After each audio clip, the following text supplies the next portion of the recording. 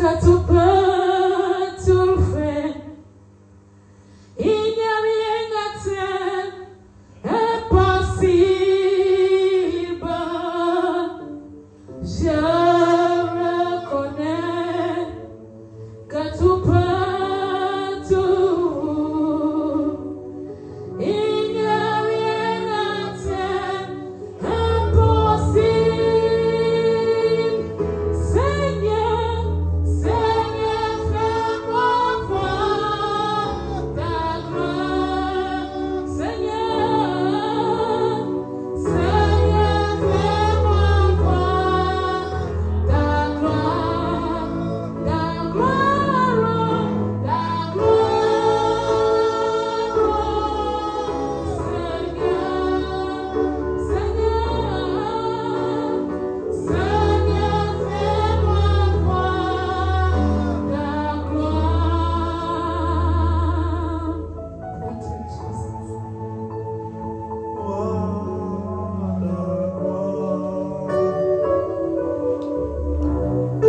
Seigneur, fais-moi voir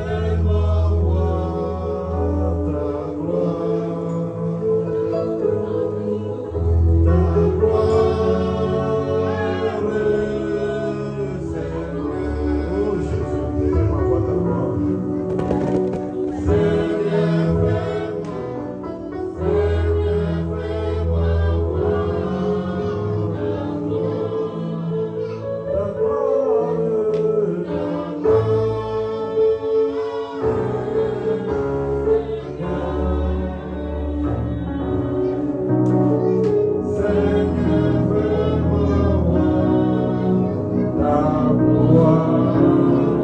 Seigneur, fais-moi voir ta gloire dans ce dimanche, parce que tu es le Dieu des dieux, le Dieu de ton peuple qui est venu ce matin pour te louer, pour t'adorer. Ton peuple qui est venu ce matin pour suivre tes enseignements, ton peuple qui est venu ce matin pour se fortifier dans ta parole qui est une puissance, ta parole qui relève les vies, ta parole qui guérit, ta parole qui donne la lumière.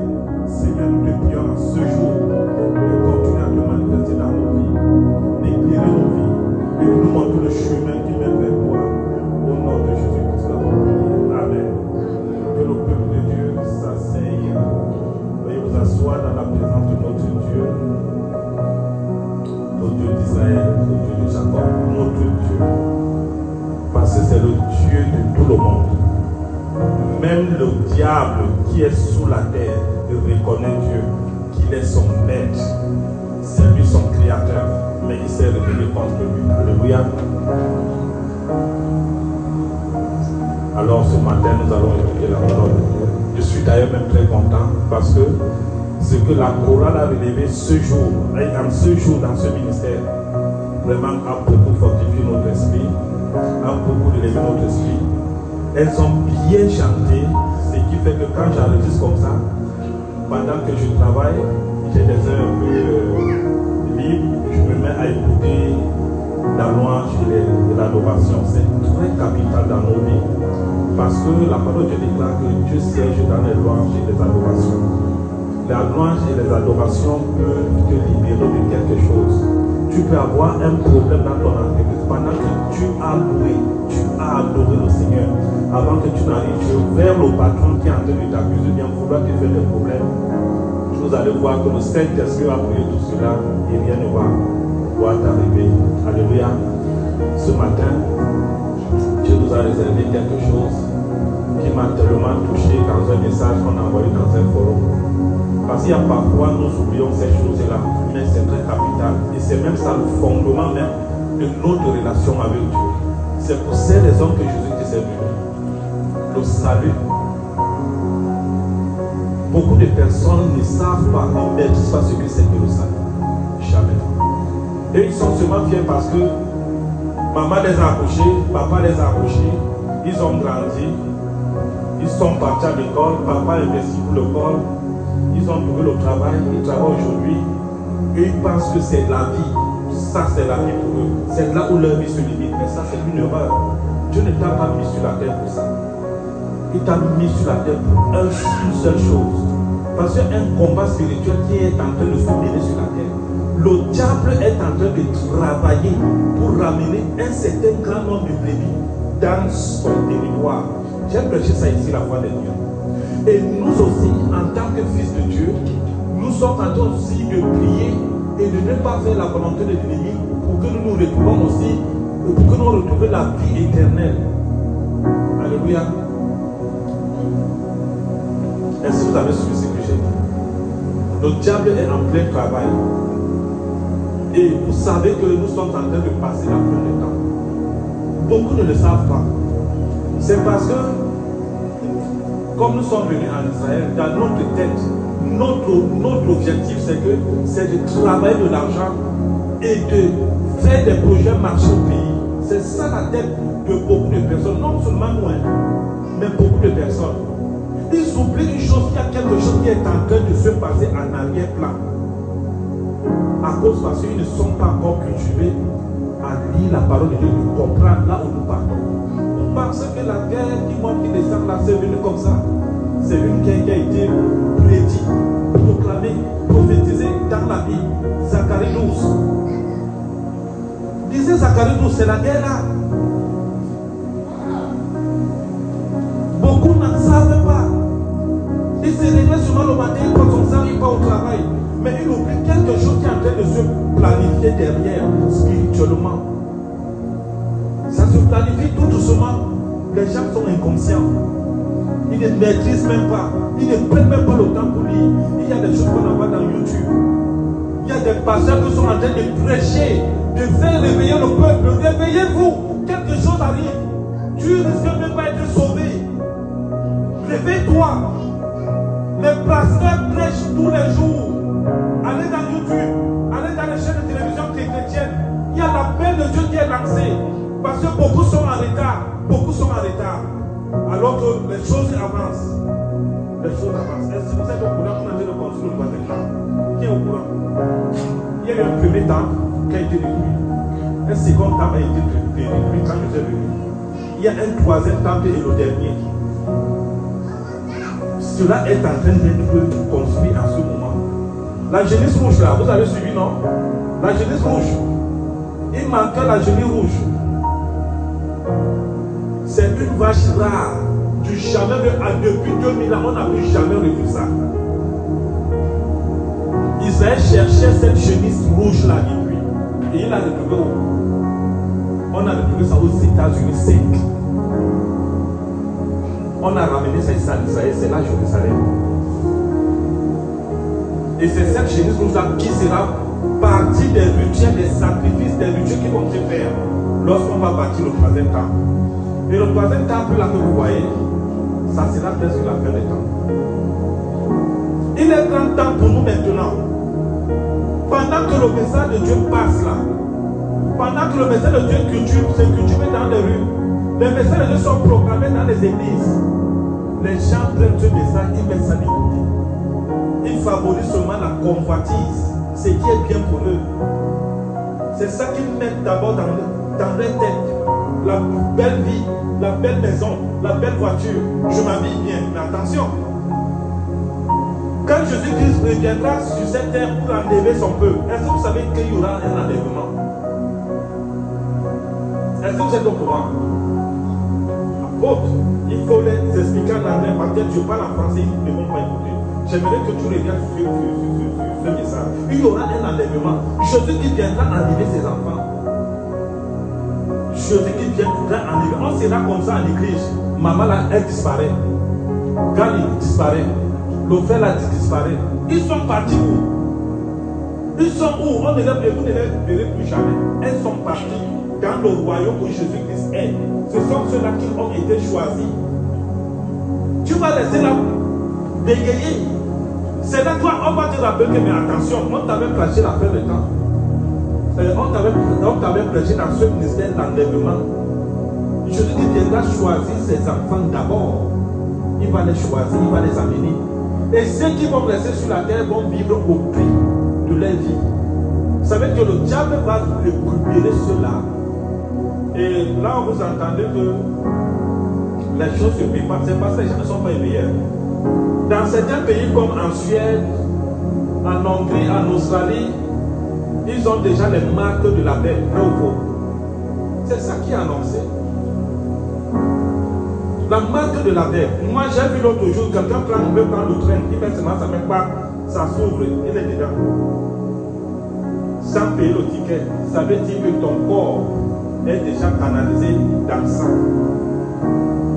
Les gens ne vont plus acheter comme. Vous voyez les cartes que m'a dit là.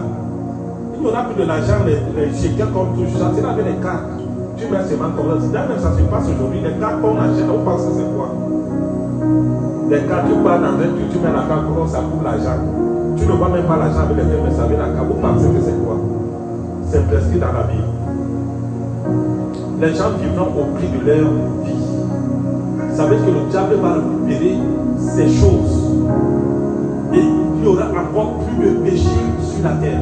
La Bible que nous lisons aujourd'hui sera rare. Il n'y aura plus le pasteur ici en train de vous prêcher, il n'y aura plus.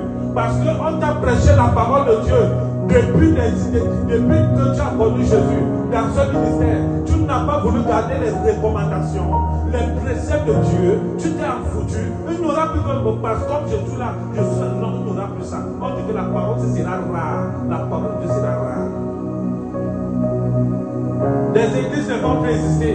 Et j'espère que vous êtes au courant de ce qu'on dit là, que le pape a réuni la fois dernière au Vatican les plus grands exorcismes du monde, du jamais vu. Vous êtes au courant? Les plus grands exorcismes. Mais allez dans YouTube, faites des recherches. Le pape a réuni les plus grands exorcismes. Parce que le pape veut maintenant que dans une église comme ça, même les sorciers viennent travailler avec les prêtres. Les miracles que nous faisons par la foi et la grâce de Dieu, la puissance que Dieu nous donne. Et on ne veut plus de ça. Ça veut dire que les exorcistes viendront dans les ministères, composer des bougies, composer certains cendres, machin pour donner aux gens, pour leur dire que vous êtes libérés. Il n'y aura plus que, comme on fait souvent, avec la puissance que tu es libéré, on prie sur toi, la maladie s'en va. Il n'y aura plus ça. C'est pour ces raisons qu'il a réuni les plus grands exorcistes du monde au Vatican récemment. Ils n'étaient pas au courant. Quand Jésus est venu, celles qui étaient en veille ont trouvé Jésus. Celles qui étaient en bas de lui, dans les conneries, les bêtises, avant qu'ils ne reviennent, elles n'ont plus trouvé les cinq filles. Elles sont mortes. Ok, mais Jésus est venu, il les a amenées. C'est de la même manière que ça va se passer ici. Elle va partir, tu vas partir, d'autres vont rester. Qu'est-ce qui se passe? Restons en veille avec Christ, alléluia. Faisons ces efforts de rester en veille. La parole de Dieu. L'aider. Là où tu vois que les gens sont en discorde, viens mettre la paix. S'ils ne t'écoutent pas pour le dos, c'est leur problème avec Dieu. Tu as fait ta mission. C'est ce que Dieu te recommande. Quelqu'un a faim, tu as quelque chose dans la poche. Si c'est 2 shekels, donne un shekel, mets un shekel dans ta poche. Tu as fait la mission de Dieu.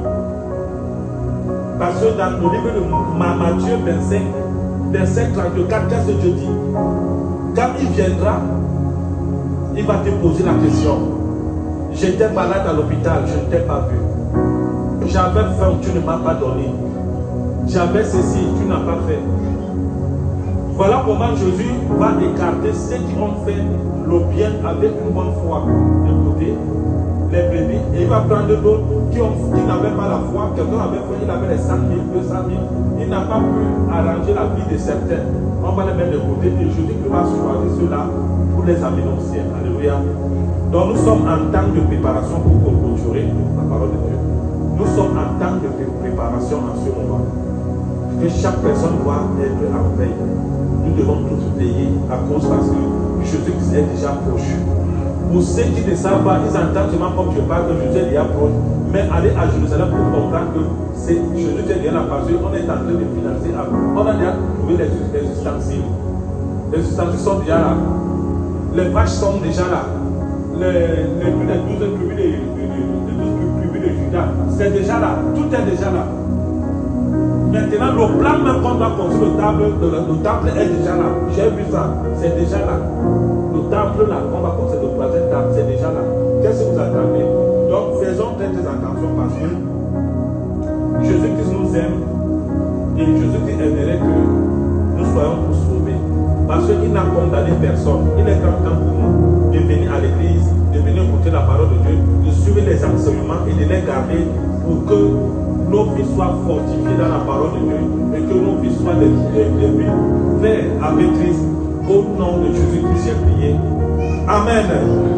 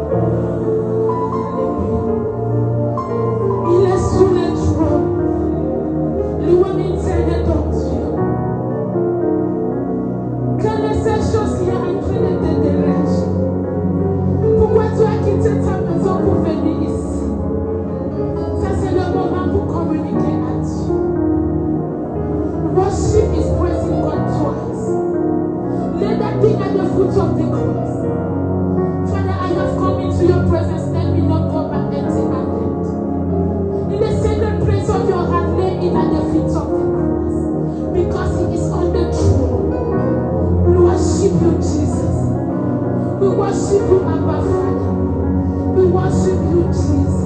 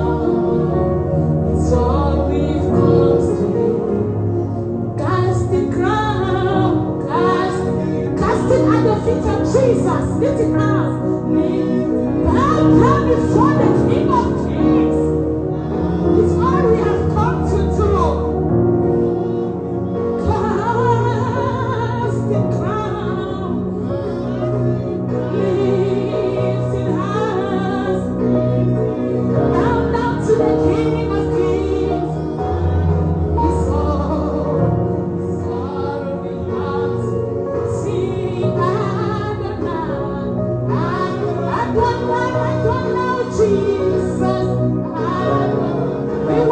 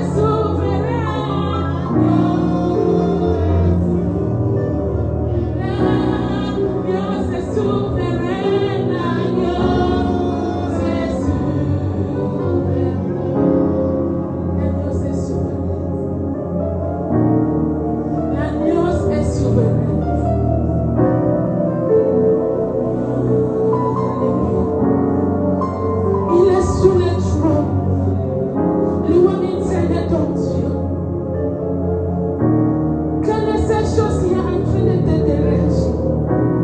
Pourquoi tu as quitté ta maison pour venir ici? Ça, c'est le moment pour communiquer à Dieu. Worship is praising God twice. Lay that thing at the foot of the cross. Father, I have come into your presence. Let me not go back empty-handed. In the sacred place of your heart, lay it at the feet of the cross. Because he is on the throne. We worship you, Jesus. We worship you, Abba Father. We worship you, Jesus.